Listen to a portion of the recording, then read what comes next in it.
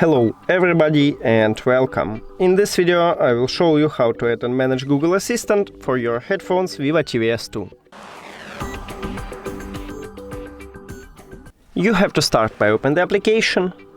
Now scroll down and click Shortcuts Action. Now decide you wanna call it by the left one earbud or right one. I prefer left one, so I click here, but if you prefer the right one, just click right here.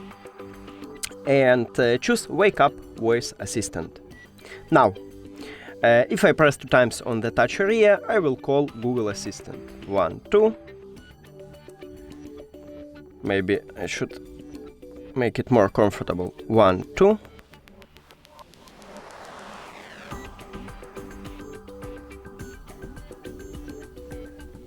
Oh, and you can see I just call it by I haven't set up for the Google Assistant, so it works. That's it. Thank you for watching this video. If you found it helpful, please consider subscribing to channel and leave the like on the video. It's really important to us.